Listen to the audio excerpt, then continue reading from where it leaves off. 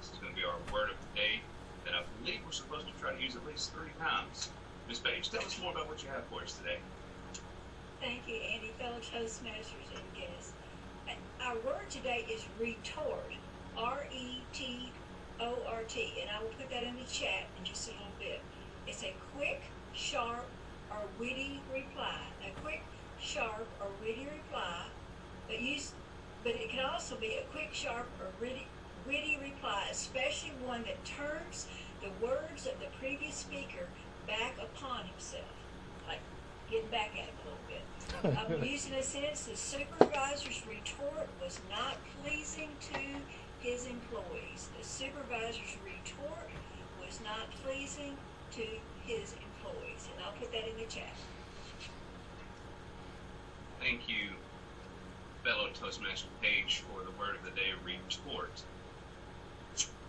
You know, guys, retort is just not a word that we use on a day-to-day basis.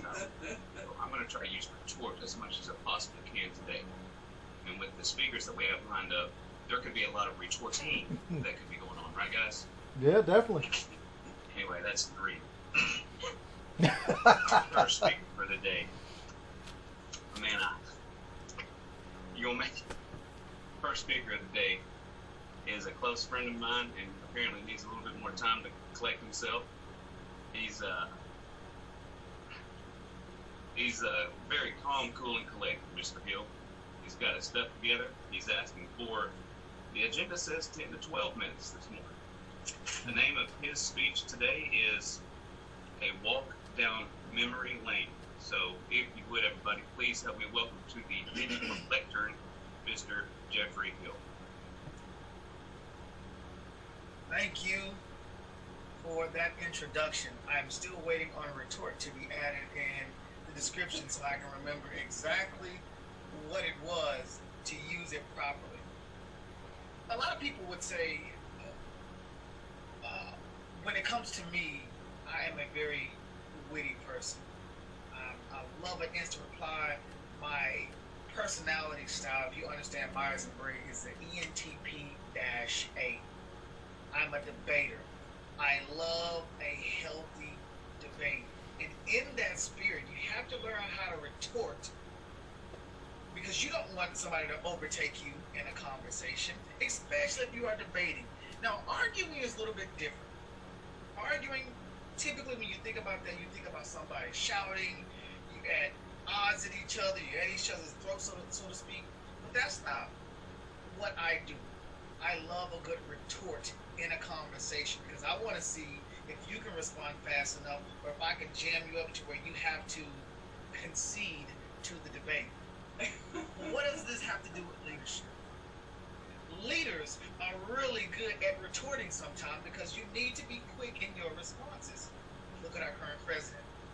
Now, you might not assume that he is witty, but watch him in a debate. Watch the way he retorts questions and accusations. Let's talk about leadership. Why is leadership important? I want to walk you guys through my journey of Toastmasters over the past several years. So the title of the speech is called A Walk Down Memory Lane. And it's a reflective speech, which is the ending speech that you want to do when you finish your pathway of anything. My pathway this time around was leadership development. And when I joined Toastmasters, I came into Toastmasters wanting to be a really good speaker. Now, who can identify with it? Who came to Toastmasters because they wanted to learn how to speak better? Well, we share a common likeness. My mentor, Dick Patterson, was always inviting me to Toastmasters, but like many of you, I never had time. You want me to give up my lunch hour on a Friday, Dick? It's Friday. I don't even come into the office most Fridays.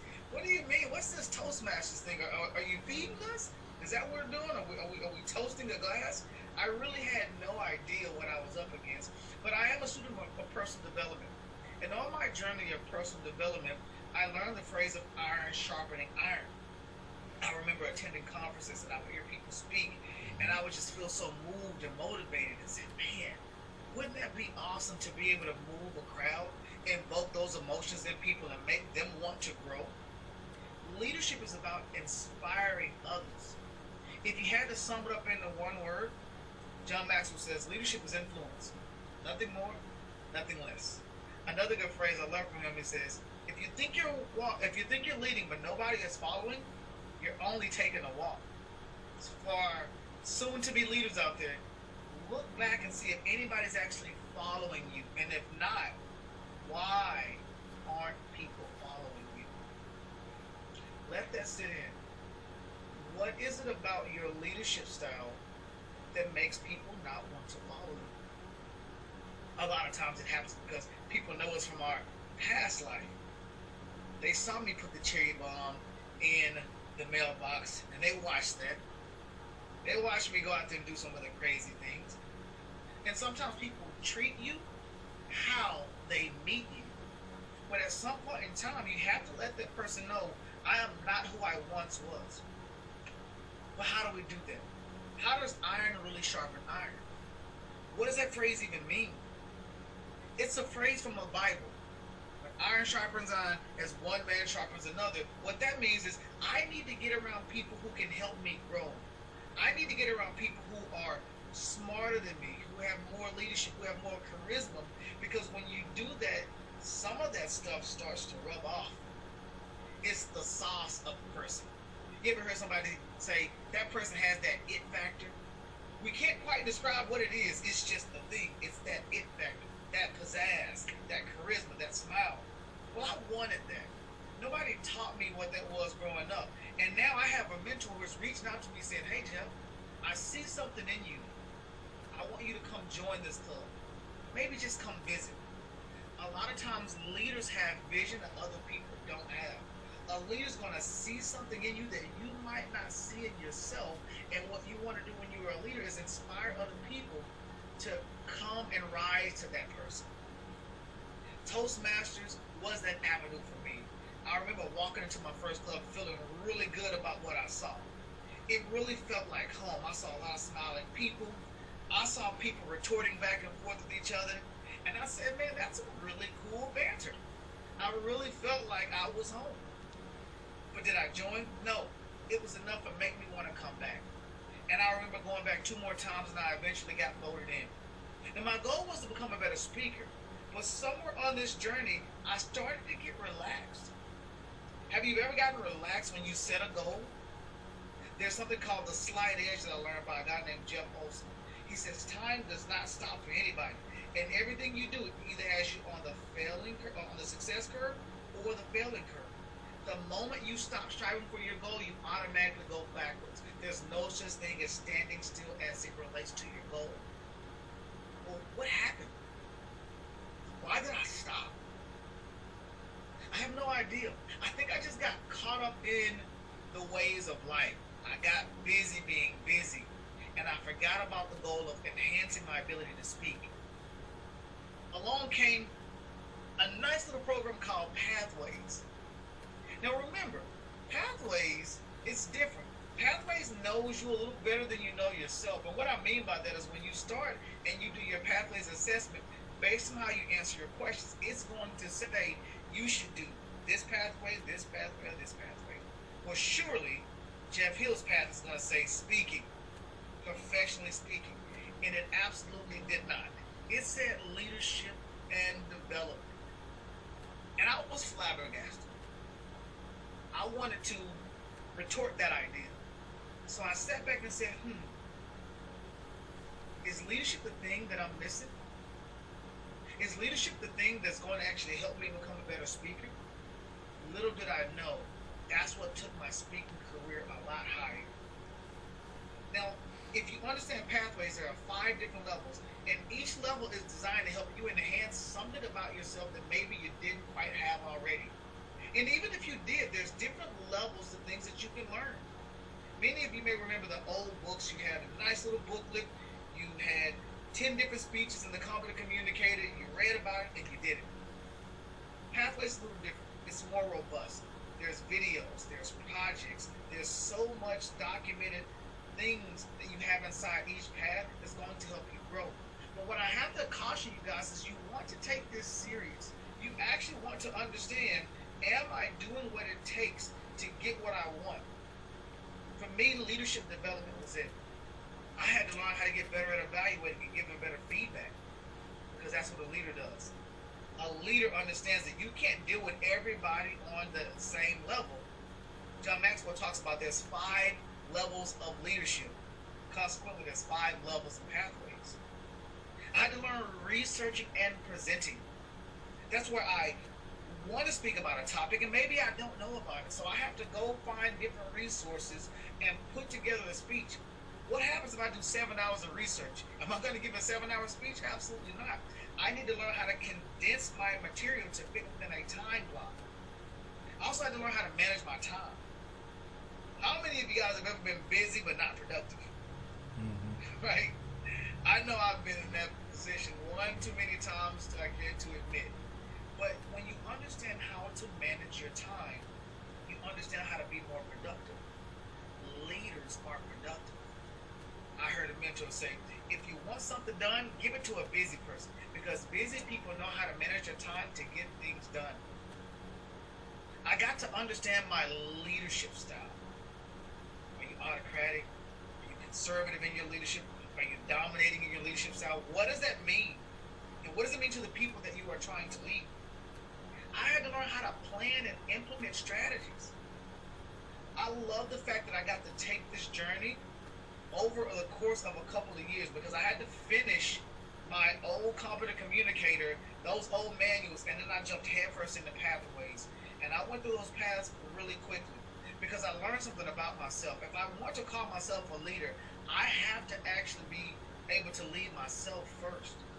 So if you're wondering what one of the key things to being a leader is to learn how to lead yourself. Now I'll leave you with this question. Think about yourself right now. And if you ever wanted to be a leader, currently, right now, with your actions, would you follow you? Because remember, if you think you're leading and nobody is following, you're only taking the walk. Mr. Toastmaster.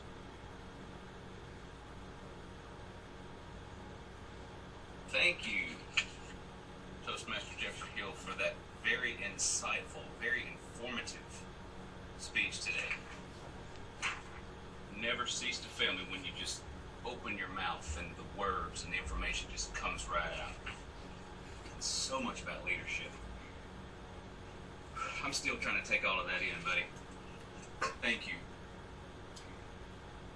The second speaker of our dynamic duo today is another friend of mine. He may have a couple of retorts, he may not. Hopefully he wrote down or saw the chat what the word retort means, whether he did or not.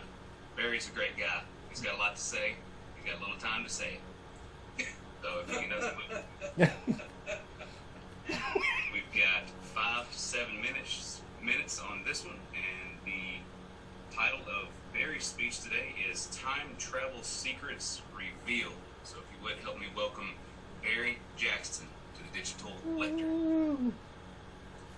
Today, I am going to tell you the secret to time travel. I figured it out some years back, and after I finish my speech, you're going to know how to time travel.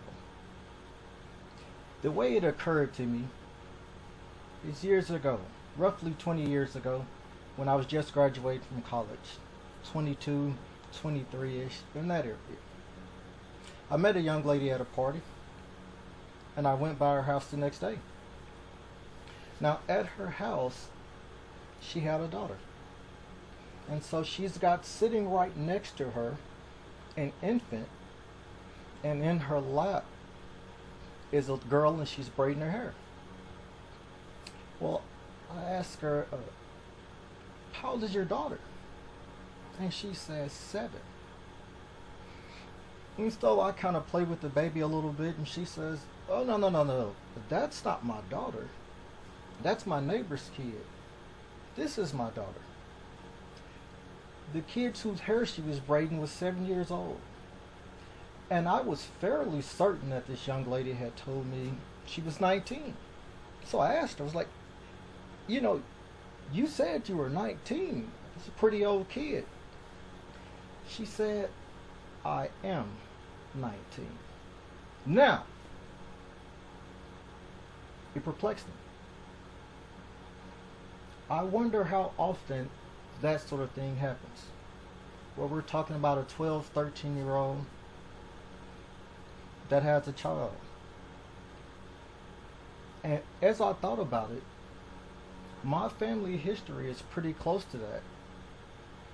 And what would be some positive sides if we were ever able to go back there? I'm going to show you a picture here. My first time travel aid.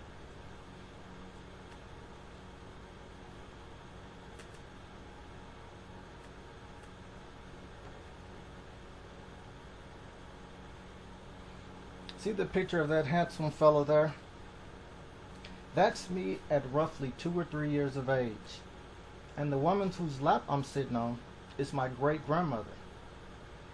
She died when I was 14 or 15. I was almost old enough to get a car. That's how I remember it so well, but I didn't have a car yet.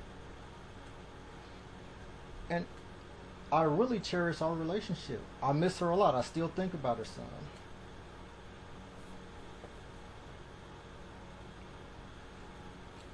That is my maternal grandmother behind us. She had my mother when she was 13. My mother had my sister when she was 16. This little lady that you see sitting on her lap is 7 now. She got to get the gift that a lot of us, we just won't. This is her great-great-grandmother. And this picture, when I thought about it, it all encompassing. It almost made me kind of cry.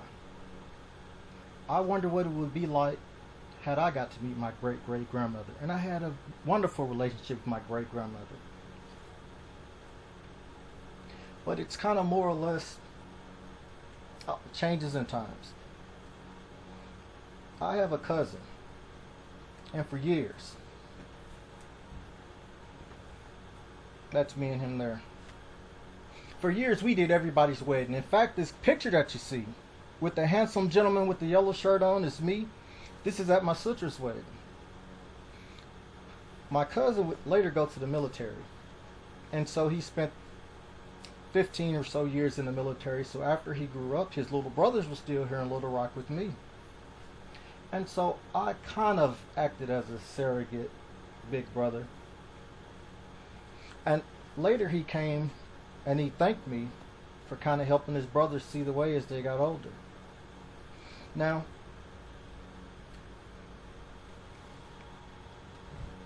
that's a picture of his 2 youngest brothers.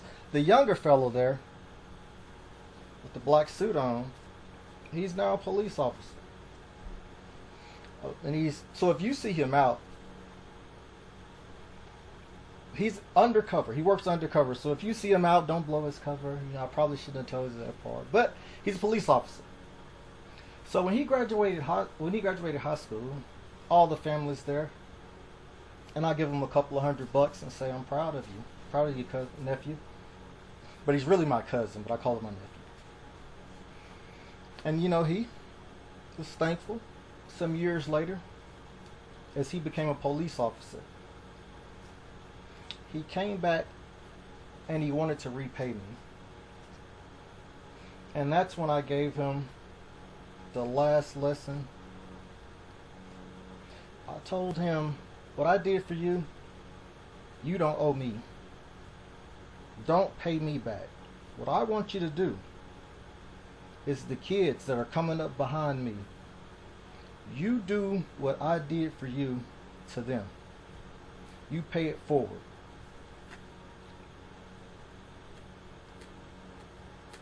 Thank you.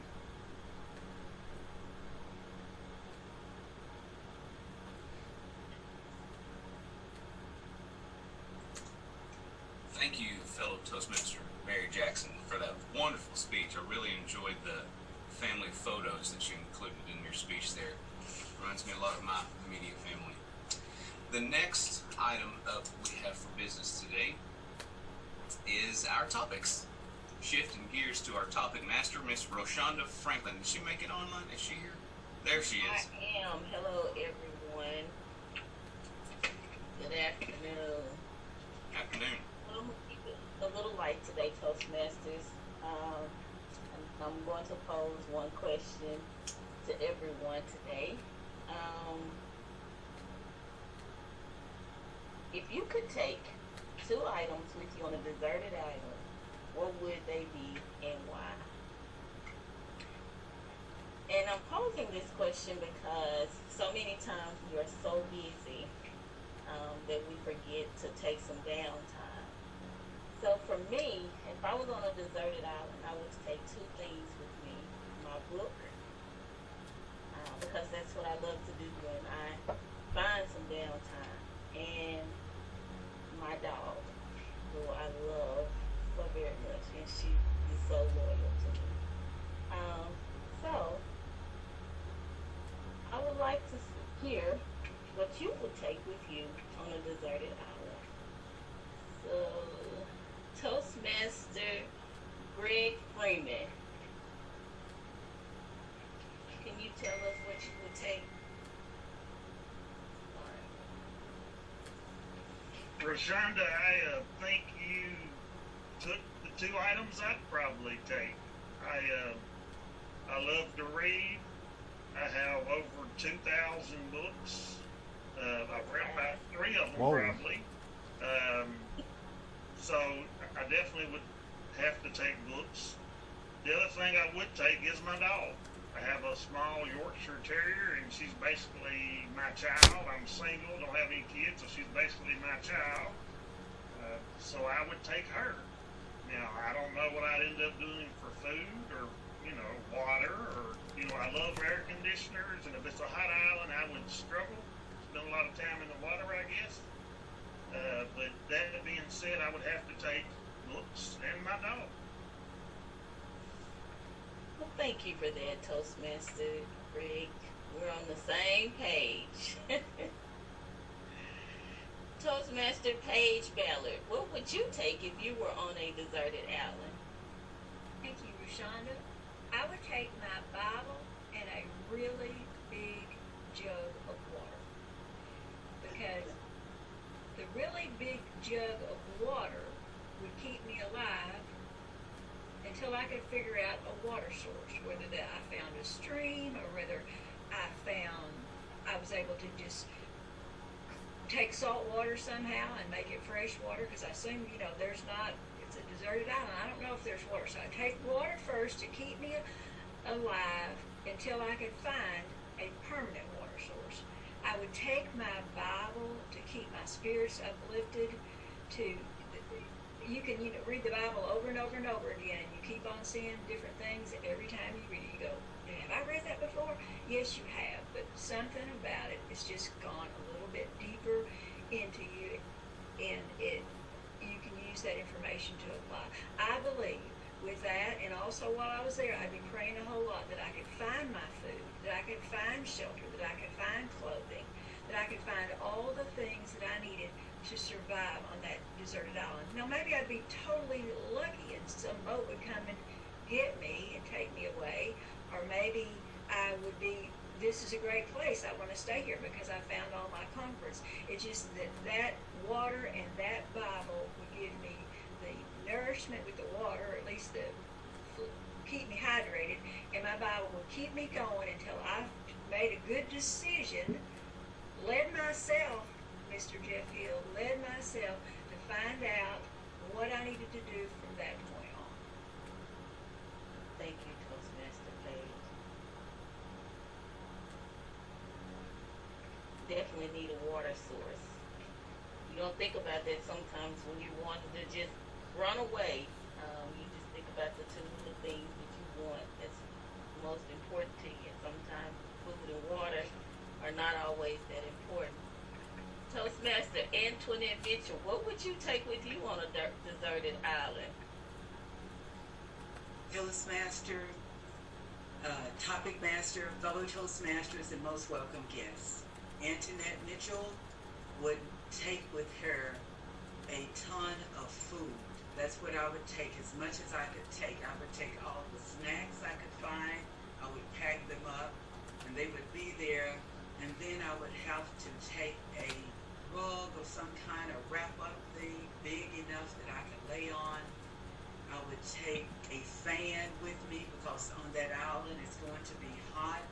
I would take an umbrella that would probably blow away in the middle of the storm. I would take my husband with me too. I would not take my cell phone with me. I would not take the computer with me because on that island I just want to rest and relax. I would take some of the cool clothes because the island that I'm going to is going to be one that is very nice and hot. The goal is to get the most things that you love the best and you will enjoy. So those are the ones that I will take with me on my trip. I hope you didn't say more than 2. Did you say 2? And two, yes, you did. We have a long list. I may have to shorten that list down to the very 2 that I would take. My husband and myself. Thank you.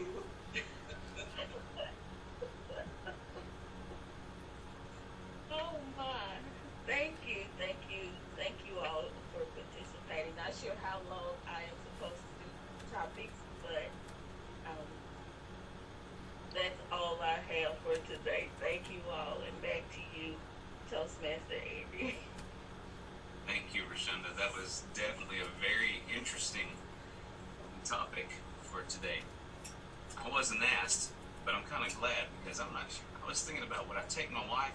It just depends on what kind of mood I'm in at the time because how much retorting would I want to encounter while trying to live at peace on this deserted island with my one other item, which would also be my Bible because that will keep me spiritually fed and hydrated.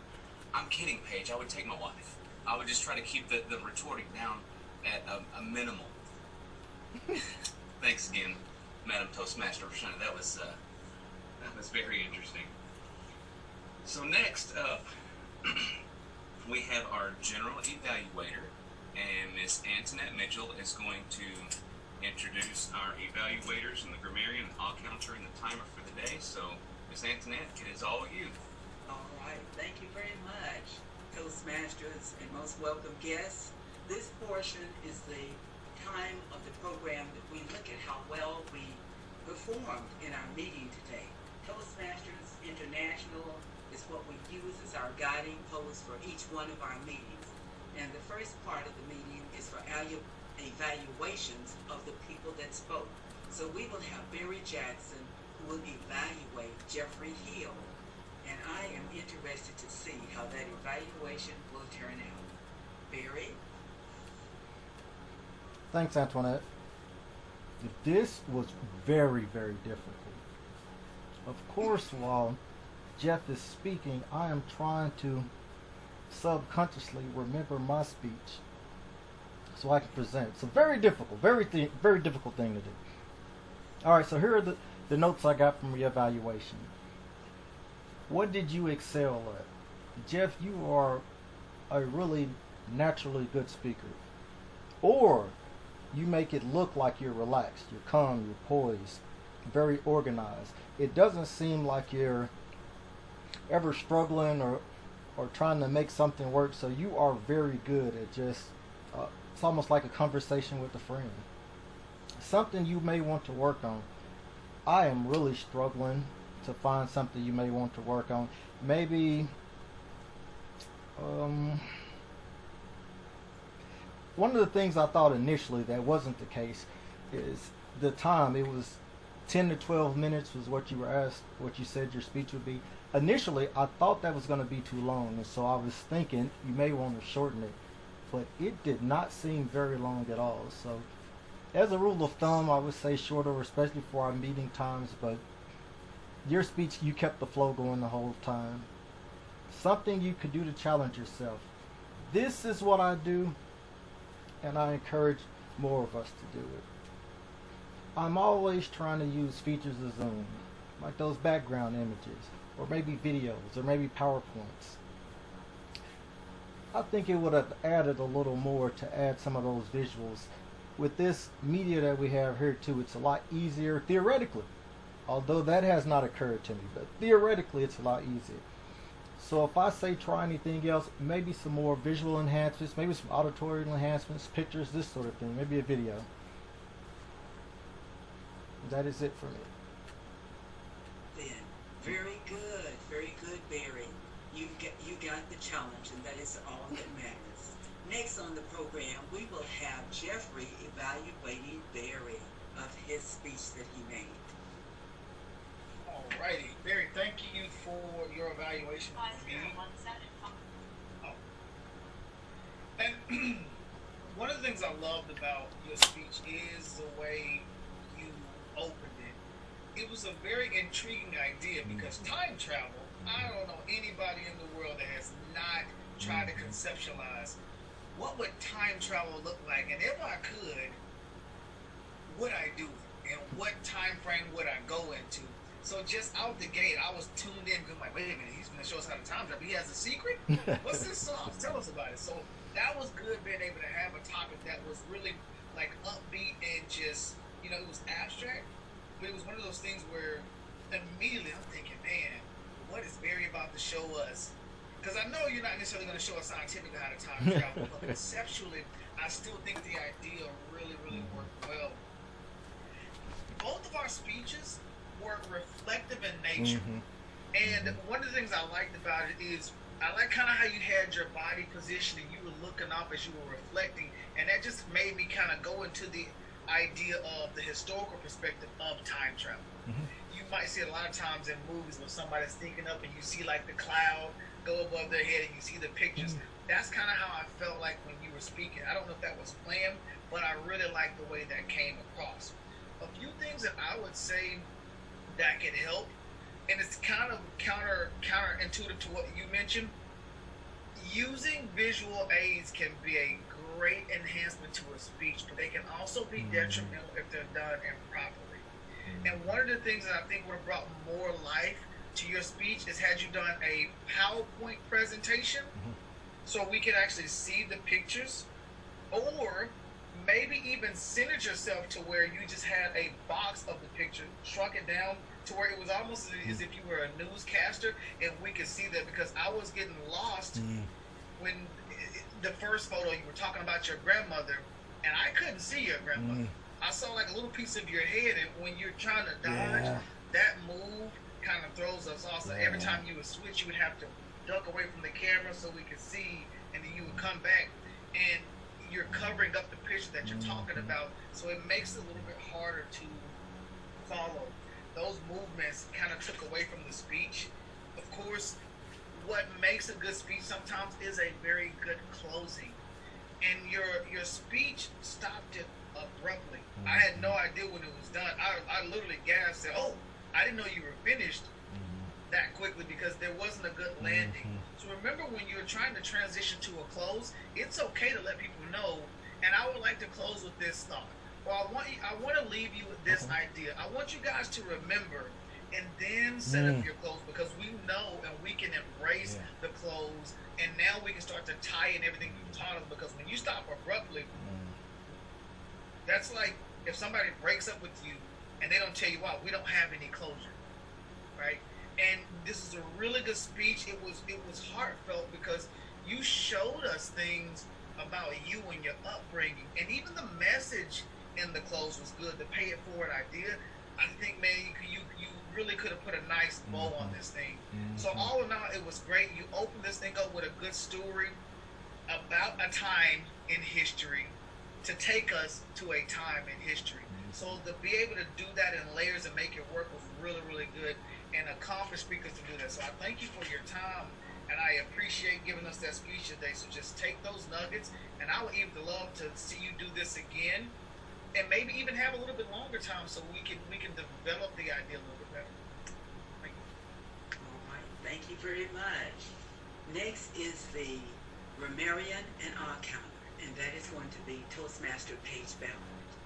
Thank you, Antoinette. I'm also going to give you the use of the word of the day, since that was my job too. Jeff Hill used retort as a noun, as a verb, and as a verb, which is fine. I only gave you the definition of the noun, but retort can be a noun or a verb, and retorting is also correct. So he used it 7 times. Andy, I'm not sure I want to count all those retort that you used at the very beginning, but I guess I will, since you said you would take your wife to the island. Andy, you used retort or retorting, I caught 6 times, so that's my word of the day report. I didn't use it at all. Everybody else there didn't use it all, I don't think. I didn't hear it. As far as Oz, Jeff, you had kind of a stutter at the beginning of a sentence when you were giving your speech.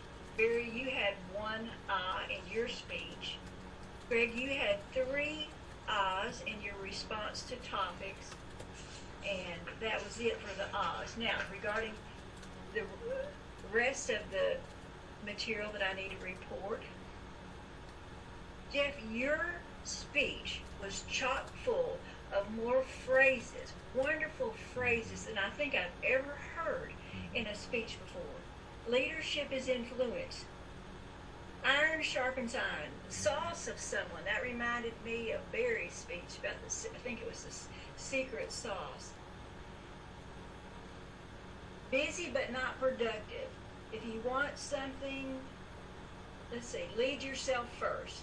Would you follow you? Those were just excellent phrases, like little gems that you threw in your speech, and it was just wonderful. It was just wonderful. You did drop, when you said you said serious, and it should have been seriously one time when you used that word. You just said serious instead of seriously. That's all that I had as far as when you were speaking. Now, Barry, I have to say, that's all I have for you. Barry, I have to say, you were a gutsy man to say, you said you were 19? This girl that you're, I think, probably trying to go out with? And you said you were 19? I'm glad, Mr. Barry Jackson, that you've matured beyond that, because I bet she was pretty shocked when you said that. Let's see, you did have a number of connectors in your speech, and so's buts. Andy, when you were speaking one time, I think it was after Jeff, you said you never cease to fail me. I think you meant never fail to see, you said never cease to fail me. It should be never fail to, what should it be? It's not never cease. That's right. What? Never cease to fail me? Never cease to amaze I'm me. sorry. No, I'm wrong. You're right. Never cease. It didn't sound right, but it was right. Sorry about that. Greg, you in your response, you said so now a couple times when you were speaking. And Antoinette, you cheated. You gave more than 2 items, and that wasn't right. I had to document that. You cheated. Okay. And then let's see, Barry, in your Thank you. in your evaluation, you said struggling, but you dropped the G. You said struggling. I can't even say it, but you just dropped your G. Let's see. And then Jeff, in your evaluation, you dropped some G's in your evaluation. Okay, apologize for that never cease to fail me thing. That I was out to lunch then. And that concludes my report. All right then, thank you. We have our timers report to see how long we took for each one of the performances that we did on this agenda. That is going to come from Greg Freeman. Thank you. Thank you. Speaker 1 was Mr. Jeffrey Hill, who gave an excellent speech, in my opinion. He spoke for 10 minutes and 13 seconds. I don't know how he did it, but he did it well. Speaker 2 was Mr. Barry Jackson, another great speech, and he spoke for 6 minutes and 5 seconds. Topic 1 was set to Paige, and Paige spoke for 1 minute and 42 seconds. And then the second topic went to Antoinette, and she spoke for 1 minute and 25 seconds. That's all. Thank you very much. As the general evaluator, this role is to talk about the overall meeting. Number one, the agendas should have been sent out a little bit earlier. That's number one. Number two, I heard Barry say that it was discipline. He had to use a lot of discipline to do his speech and also to write notes about his speech and then Jeffrey's evaluation. I see that that was not a good point to make. VPE, acting VPE will do better next time. On the road of Paige Ballard, please give her a big hand. She had 3 different categories that I noticed. As the word of the day, she introduced it, and then the next thing she did was had to count how many times the word of the day was used. And then the next thing she had to do was keep up with all of our speaking to see how many times we use the word accurately or inaccurately. And the fourth thing that Paige did today, and that is to give how many times we did the ahs or the filler words. Let's give her another hand. Thank you so very much, Paige. I think I'll leave you off the agenda next time. You need a big vacation on that owl. I appreciate the guests coming with us and participate. You didn't get to participate, did you, Trina? Oh goodness, it was a short one. Miss Trina, would you tell us what you thought about the club, and if you were to be in this club, what would you want to gain? Or just being a Toastmaster, period, at any club. What is it you'd like to gain? And what did you enjoy about the speech today, about the meeting? Well, my opinion of the club is that you have a variety of people with looks like pretty diverse backgrounds, and that the delivery of each of the speakers was very well put. Seemed like it was really well thought out. For me, I am hoping to gain, just to become a better speaker overall, and to organize, my thoughts into whatever it is that I do on a day-to-day basis, and just so that's pretty much my goal. Fantastic. We look forward to seeing you again, and you have my information, and you will get more information as well. I am going to share the screen now. Let's see, what do I want to share? Right there. Let's take a look at this. What I'm doing is looking at the next week's program, and right here I had January 4th. Then we go to the next one. Jeremy, I'm so glad that you did not let Zoom get you this week. That was, I should have made a mention about that. Let me try one more time. Where did we go here? Let me take you to...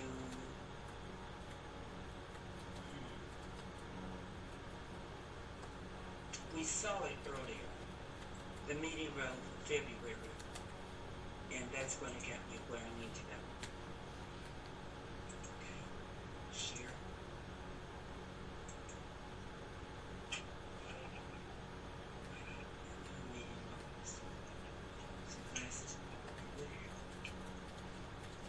While I'm looking for it, does anyone have any suggestions or improvements that I can work on as acting VPE for the schedule?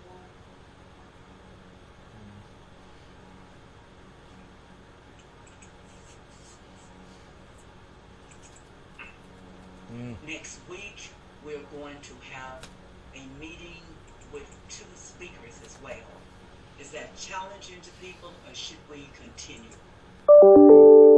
It'll work out perfect time-wise. Okay. Let's see what we have here.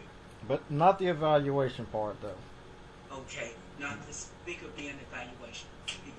Thank you very much. Okay. Let's look at this one. What do we have? I mean, I think that would work. I've done that before, but I gave my speech first, and then I evaluated the second speaker. Okay. So you're not having to take notes on somebody else and still think about your speech. Okay. Alrighty. We're still, here we are. This is a February one. Wow. Did you all get your email that I sent out to you for the January and February? What day did you send that out on? Probably last week, as soon as I finished up with this meeting. It could have been Thursday or Friday. I think that you did send that out. All right, so it's important that we check. Okay, can you see it now? Can you see the 19th? I don't. I see a bunch of colored umbrellas. Yeah, you your do. umbrellas from your island are on the screen right now. Oh, okay, Oh. from my island. Oh, wow. Okay, then. Let me get this sharing thing down. There it is there, and the screen had paused. That's what it did. Okay.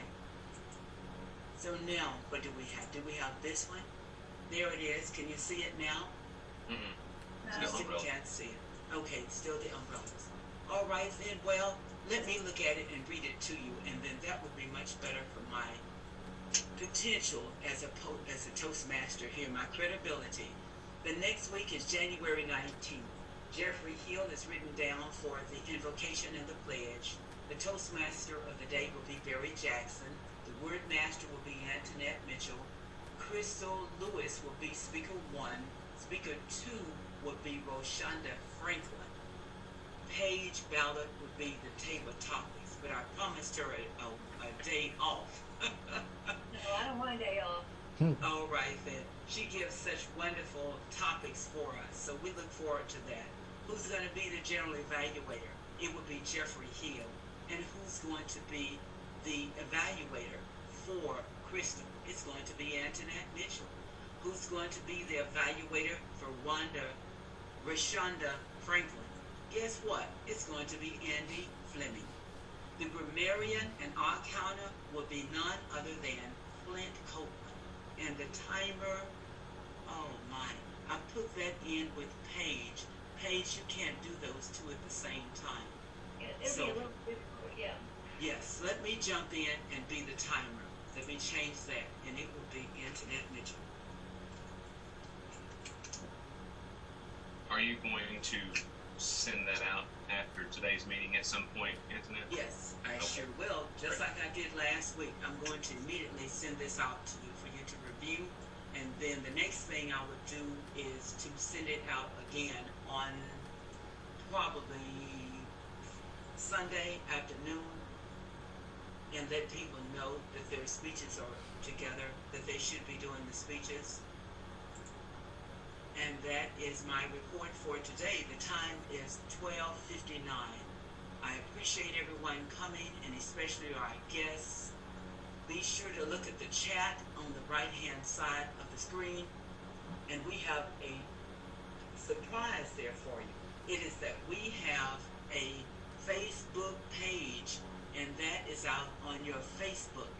If you have a Facebook page, then you will be able to see our club website page. I give the credit to Jeff Hill, Andy, and Barry. The three of them headed up that committee, and that is to propel our membership. That's a recruiting tool for membership. We can also use that for keeping up with if the link changes, if roles change, or Yeah. whatever. Because sometimes I find it to be very difficult and challenging whenever there's a change, and like I Mhm. myself didn't realize I was Toastmaster of the day until I think it was this morning, which was fine. But sometimes, you know, especially on the web thing. So hopefully we can use that as a tool as well if everybody's on Facebook. Okay, so go ahead and just place that out there as well, what it is when I send it out. When we send it out the first time, or this, go ahead and send it out today. I'll send it out to the members, and then I'm going to rely on you all to send it out to the Facebook. Does that work? That's Yeah. perfect. One of the things we can also get in the habit of doing, and I learned this, is go to the website and check in every time we have our meeting, because it shows up on your personal feed. And it's one of those things where, like what I did, I put a little write up and I took a screenshot of the meeting and posted it on there. So now, the more we do that, the more people start to see, well, what is he checking in? What's this Toastmasters thing? And our network starts to see that. So that can also spark a little interest into as to what's going on when they see a lot of people checking into the event. Okay. Okay. Sounds good. We got that. So we'll go ahead and make a screen copy of it, and we'll have it for our records. And then if anything changes, I will be sure to let you know. Okay. Thank you very much. This meeting is adjourned. We will see you next week. Have a great day. Bye, everybody. Thank you. All right, guys.